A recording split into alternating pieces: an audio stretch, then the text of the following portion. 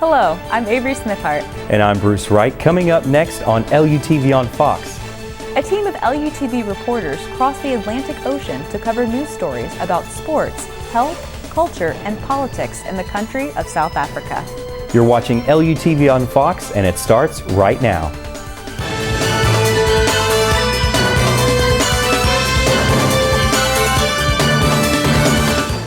Welcome to the award-winning LUTV on Fox, a television program produced by the Department of Communication at Lamar University. Today's show features stories produced by student reporters who participated in the inaugural Lamar University Study Abroad South Africa program. Dr. Shenid Bhayroo and 7 students spent 4 weeks in Johannesburg using skills they acquired at Lamar University to tell stories about South Africa.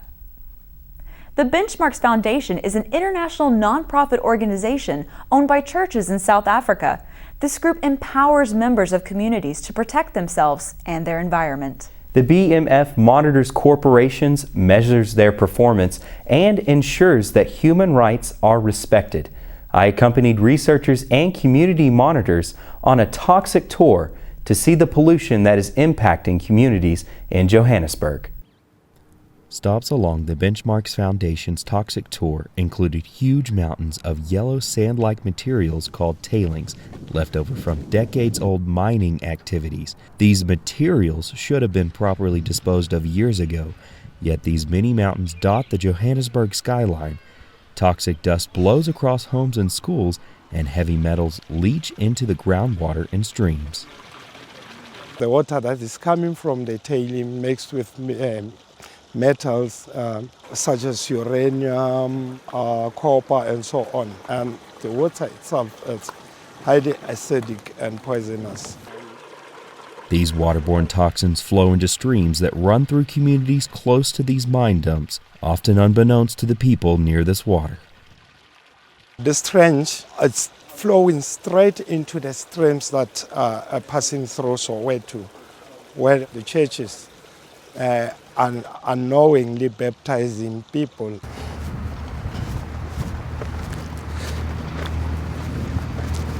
Another stop on the tour is this ventilation shaft that used to bring cool air underground for workers. It has been left unsecured by mining companies. It has been abandoned, and it wasn't even safe. As you can see, the wall had been broken and people are simply getting access. Okay.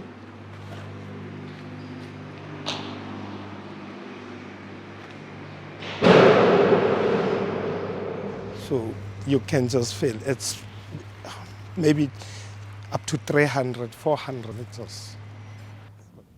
In an area of Soweto called Snake Park, tailings are terraced, resulting in large ponds of toxic water, where children are often seen playing after heavy rains. These water and airborne toxins have resulted in tragedy for the residents. People are sick. I don't know what is in the dust, actually. It's like there's some chemicals, and it's causing people eczema.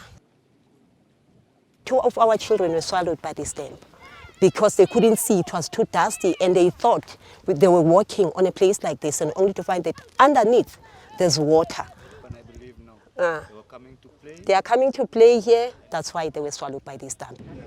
Until the mining companies secure the area with protective cover and fences and remedy the air pollution, these communities will continue to live in the shadow of the toxins. These are the dangers that people live in and are exposed to on a daily basis. And we don't know what can be done with all these tailings. It is painful because all these impacts are experienced by the poor who have never in any way benefited from the mining except as laborers in the mine. Bruce Wright, LUTV News, Snake Park, South Africa. The mission of the Benchmarks Foundation is to promote corporate social responsibility and responsible investment to ensure communities have a voice and corporations are held accountable. The South African Public Broadcasting Corporation was established by the apartheid government more than 60 years ago. During Nelson Mandela's presidency, the SABC was relatively free of government interference. In recent years, the SABC has been criticized for appeasing and being influenced by the ruling ANC party. South Africans worry the public broadcaster is being used to misinform the public. A coalition was formed to raise concerns about the SABC's lack of independence. LUTV News reporter Mamie Allen has more. A free press is embedded as a human right in the Constitution of Free South Africa. In response to new rules and restrictions by management of the public broadcaster, the SABC, on how journalists should report stories, free press activists are mobilizing to protect media freedom. Several hundred protesters gather outside South Africa's Public Broadcasting Center to protest SABC censorship and government influence. We have a public broadcaster that has been severely inhibited from reporting developments in South Africa's townships. And the reason why that is critical and why it needs to be opposed is because poor people, working class communities have no other source of information. They rely on the SABC. And if those organizations are not able to tell the full story, we will have an electorate that is not informed to make decisions. Saudi's appointment is irregular. He should not be at the public broadcaster. South Africans want to ensure that public broadcasting does not endorse a specific political party or the agenda of the ruling party, the ANC. We can't have an informed citizenry if the SABC doesn't work. We are here to say to the people of South Africa and to the people of the world that we want a SABC that does not have censorship. We as citizens of South Africa and we as media practitioners have a right to tell the world that we want a free media, we want an independent media. This is the fight for free press. We are on the eve of local elections, very crucial local government. They're going to be highly contested. And we don't think one individual is entitled on behalf of the entire nation to decide what we must see and what we must not see. This is a very peaceful protest. Goulet fears that the SABC's current internal problems are reminiscent of apartheid-era media control. Doing something that person is not supposed to do. We are 22 years into democracy, and democracy, amongst other things, is about free press as well. And therefore, we are not supposed to be talking about free press in South Africa at this age, because that was happening in the days of apartheid. When the president has been misbehaving and being delinquent in his behavior. A group of non-profit organizations, the SOS Coalition, is concerned that South Africa could receive censored media from the public broadcaster. 7 out of 12 million households in this country rely almost exclusively on the SABC for their news and current affairs programming. How then are they supposed to rely on the SABC for their for their information services and for their education services if the SABC is acting for political and capitalist elites? We cannot allow this to happen any longer. Free press advocates know their fight for free, independent public media will be a long fight. And this is not one action, it's going to be a process. A lot of other things are going to culminate until SABC is fully democratized. Mamie Allen for LUTV News, Johannesburg, South Africa. Free South Africa without a free. For more information on the SOS Coalition and further updates on this story, visit soscoalition.org.za. Coming up next on LUTV on Fox, we travel to a community that aids people dealing with a life-altering disease. And we sample South African cuisine with a side dish of history. We'll be right back. Welcome back. In the early 1990s, Rose Tamai, or Mama Rose, created the organization Let Us Grow, in a time where people living with HIV/AIDS were discriminated against and shunned. She began teaching people in the Orange Farm community about HIV/AIDS and how to cope and live after being tested positive.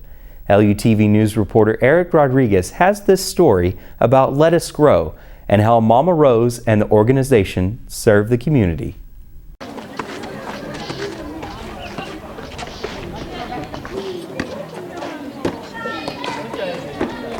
My name is Mam Rose Tamai. I'm living in Orange Farm. I came here in Orange Farm in 1990. The reason for me coming to Orange Farm, I was diagnosed HIV and AIDS in 1990. Then I have to leave my home and come and stay in Orange Farm. The support group of women in Orange Farm, led by Rose Tamai, became Let Us Grow, a nonprofit organization dedicated to helping not only those living with HIV and AIDS, but also assisting families impacted by HIV/AIDS in the Orange Farm community. We started with 5 women. We end up with 75 staff members. As the organization grew, we started with support group, I said before. Then we come with home-based care. Home-based care, it's part of the organization that goes around all the household, looking after the sick, washing, feeding, anything that they are in need of. After that, also we look at some of the parents of the kids were dying at that time. So the children were left alone. Let Us Grow offers support services to children living with HIV and AIDS so that they can have a fulfilling childhood. Where we are working with orphan and vulnerable children, where those children are not having fun at home, we're making sure that they are feeling at home here at Let Us Grow. We take them to the grounds because most of the people here and most of the boys here are doing drugs and nyope. So we are fighting so hard that these boys, we must keep them. And then from 4 o'clock after school up until 6 o'clock, we take them to the grounds to gym. And then on Saturdays, we make sure that they play games on Saturdays and on Sundays. Tamai emphasizes that all the work and care the organization provides has led to a better Orange Farm. In 2004, we used to bury 600 people per month.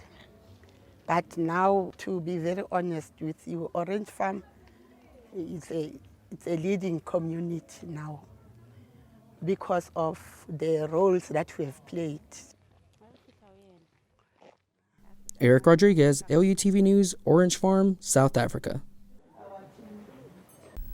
Because of Let Us Grow, Mama Rose feels Orange Grove has become a much safer place to live, especially for those who are living with HIV/AIDS. The District 6 restaurant pays homage to the 6th Municipal District in Cape Town, a vibrant, diverse community of freed slaves, merchants, artisans, laborers, and immigrants created in 1867. It was destroyed about 100 years later by the apartheid government. The restaurant serves Cape Malay food, a fusion of traditional South African flavors and Malaysian and Eastern spices. LUTV News reporter Mamie Allen has this story about cuisine, culture, and history. District 6 was once a vibrant, culturally diverse area in Cape Town until the apartheid government forcefully removed all people of color. The District 6 restaurant in Johannesburg honors the legacy of unique Cape Malay flavors and culture that once existed in District 6. District 6 is not only a restaurant, it's a small cultural hub within Johannesburg, because District 6 not only represents the food from the Cape Malay people, also the history, the oppression, the Group Areas Act, forced removals, the music, and the culture of the people. District 6 is more than a culinary experience. For those who lived in District 6, the restaurant reminds them of the home they once knew. With District 6, a lot of people come there and they experience, they experience the food, and behind every meal there's a story. The hats on the wall tells a story. The dancing suits of the Cape Carnival, that tells a story. The food tells a story. People that lived in the district, most of them, when they come here, they actually become emotional when they come and eat here. Because it brings back a lot of memory back to them. Grace Farid blends the flavors of many cultures to create the unique Cape Malay flavor.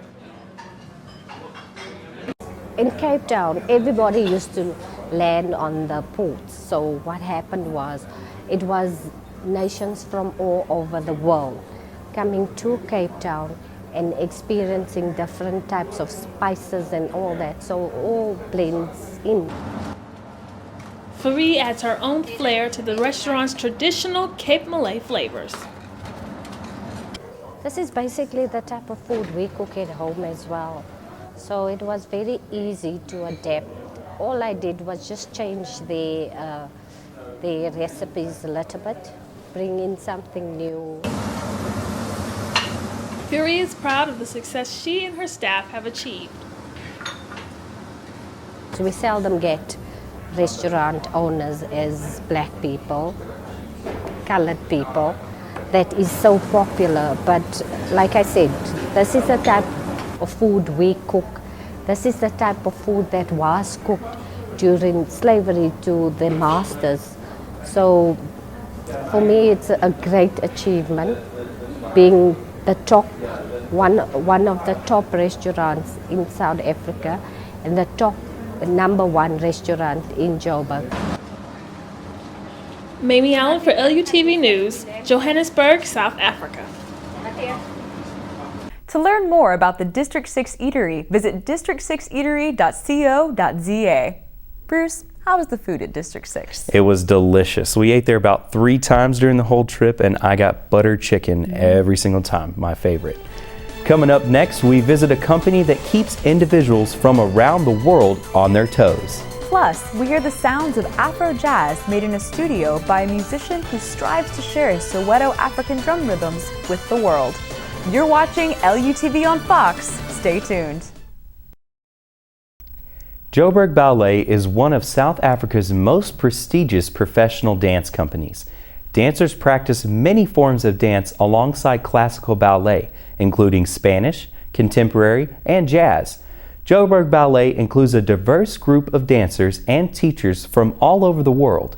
LUTV News reporter Mamie Allen gives insight on what it takes to leap from being a novice to a professional dancer with this troupe. Joburg Ballet is South Africa's largest professional dance company. Based in one of Africa's most populous cities, Joburg Ballet has beautiful costumes and dancers who know that a career as a professional ballet dancer requires discipline and sacrifice.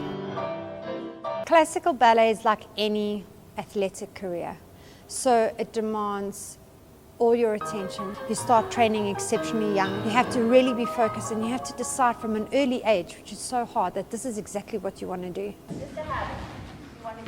Ballet is physically and mentally demanding, but these dancers are committed to their careers. The toll that classical ballet has on a human body is immense. Some dancers manage to work through particular injuries and continue with their career. Some dancers have an injury that just ends them overnight. You have a teacher who's always telling you this is wrong, and telling you everything that is wrong about you. It's very difficult mentally, spiritually, and physically. When you do decide to become a ballet dancer, you really need to be very passionate. Most dancers begin their careers young. Mabaso has only been dancing for 8 years, but has achieved the status of quarter ballet dancer at the company. So I've been dancing ballet for about 8 years now. I started quite late. I only found out about ballet much later in my life, and I started training myself with those Ballet for Dummies books, and then I got a teacher that was sent in, and I trained for about a year. I joined the ballet department at an art school in Johannesburg, and then I auditioned for the company. And I've been dancing here for 5 years now. From the other side of the world, California native Christian Janisek is living her dream in Johannesburg. It was actually very soon after I had already started ballet when I knew I wanted to make this a career. It was my first time actually performing on stage. There's just something about being on stage and pleasing people that just makes me love what I do. Not every aspiring dancer will become a professional ballerina, and the performers at the Joburg Ballet know this. Most kids my age don't know what they want to do in the future. Some of my friends don't even know what they want to major in college, and I'm in South Africa pursuing something I really want to do. I've got bigger dreams and bigger goals past my dancing career. I don't remember wanting to be anything else. So I consider myself exceptionally fortunate to have fulfilled the dream. Mamie Allen for LUTV News, Johannesburg, South Africa. The Joburg Ballet's objective is to continue creating job opportunities in dance and developing ties with cities and countries around the world. To learn more about the Joburg Ballet, visit joburgballet.com. Talale McKinney is a South African music producer and Afro-jazz musician. He is one of many talented artists with small beginnings and big dreams. LUTV News reporter Mira Bhayroo visited McKinney at his music studio in Pretoria, Makoto Pong Sound Studio, and spent some time at his Soweto home during one of his drumming sessions. Talale McKinney has been playing music professionally for over 2 decades, but he has been playing the drums since he was just 4 years old. Personally, my heart is with traditional music, all kinds of African music and jazz. But as a sessionist, since I'm a percussionist, I go wherever the music takes me. This percussionist is a music teacher who produces music for other artists as well as his own albums. It's going to be called Swazi Gold, which is more of Swazi music. I grew up with Swazi music. McKinney's music incorporates contemporary styles and South African drum rhythms. My passion is how do we take our indigenous music or traditional music out there. So this is my way of saying here is the music I grew up with, and my feeling is I need the world to know it, but through my eyes, through the way I hear the music. As a musician, he believes making and sharing music has an important social role. Why are we doing music? Do we do music for us or do we do music for the world? The world is our people because our message needs to go out. McKinney's first love is the drums, and sometimes all he needs is to make music with friends in the driveway of his Soweto home. When I first started the conga was beautiful to me. Like, now I can sing. I can sing better than the djembe. But I still love the djembe. It's my first love. But yeah, that's my family.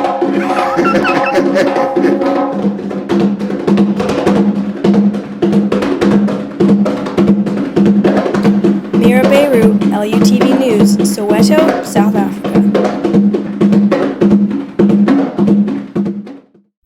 McKinney has been featured in or produced over 300 jazz and world music albums. To take a listen to some of his work, search for Talale McKinney on iTunes.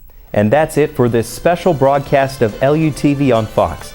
To watch works produced by Lamar University broadcast students, go to our Facebook page, LUTV News. For more information about Lamar University and the Department of Communication, point your browser to lamar.edu. There you can find information about Lamar University events, sports, the study abroad program, and much, much more. Thank you for watching LUTV on Fox. Be sure to look for more Lamar University student productions on Fox in the future.